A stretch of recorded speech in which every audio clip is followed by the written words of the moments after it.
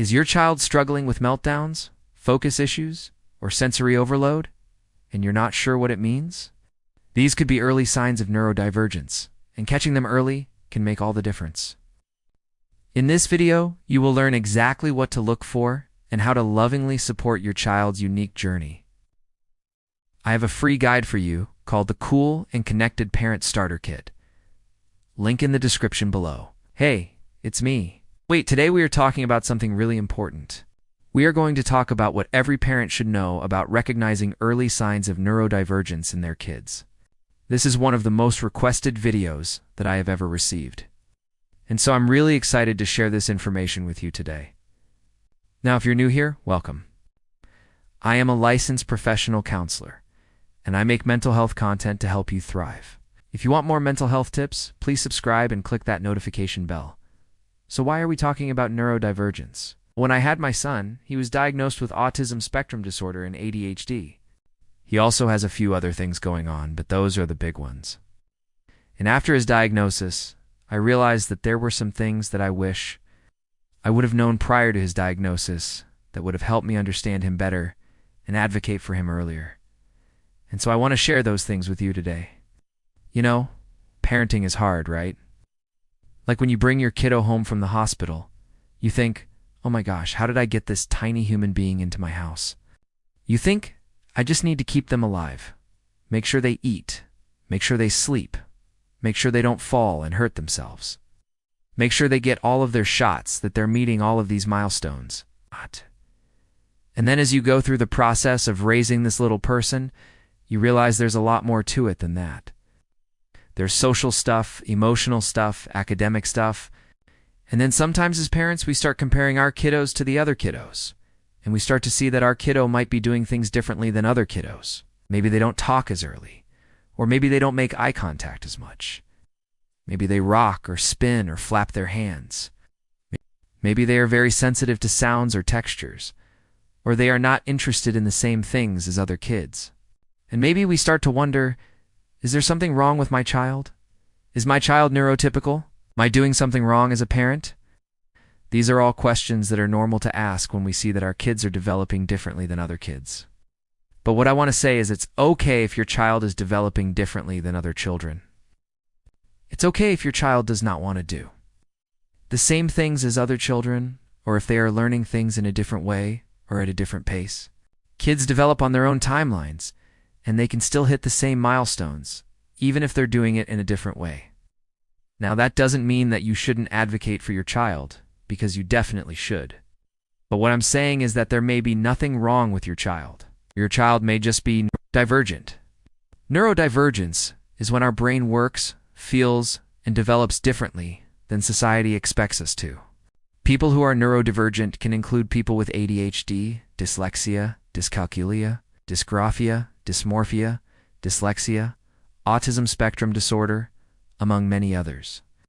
Most of the time, neurodivergent people are thought of as having a disability, but some people don't think of it as a disability. Instead, they think of it as a difference in how our brain works.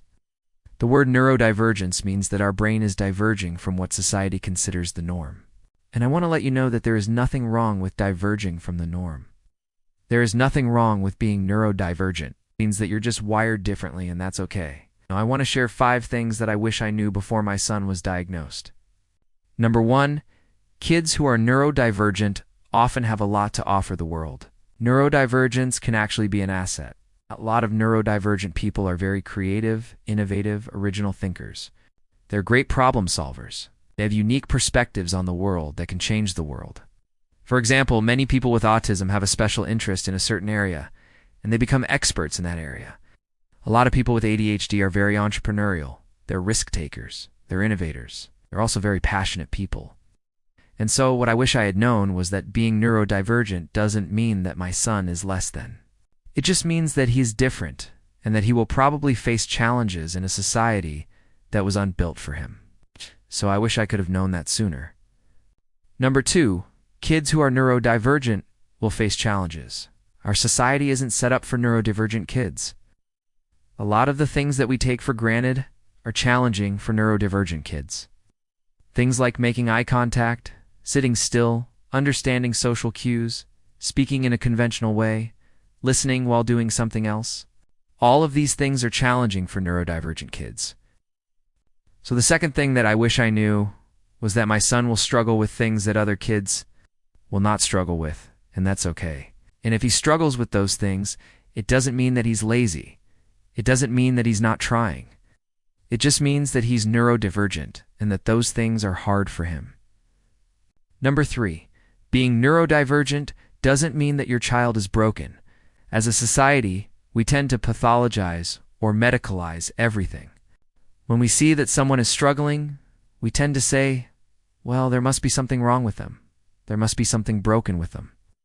And we look to medicine as the fix. But I want you to know that being neurodivergent is not broken. It just means that your child's brain works differently than other brains. And sometimes we have a hard time in a society that wasn't created for us. But that doesn't mean that we're broken. It just means that we're neurodivergent. The fourth thing that I wish I knew was that there is power in numbers. Connecting with other parents whose kids are neurodivergent can be helpful. You can learn from other parents. You can learn about resources that are available to you. You can learn about your child's diagnosis. You can find out how other parents advocate for their children. You can find out how other parents support their children. And honestly, it can be nice to connect with other parents who get it, who understand what you're going through, who don't judge you for the mess that you have on your shirt or where your child is in their development.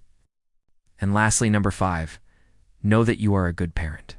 By being a good, loving, supportive parent, you are helping your neurodivergent child thrive. If you show up for your child, you help them advocate for themselves. You help them build confidence. You help them build skills.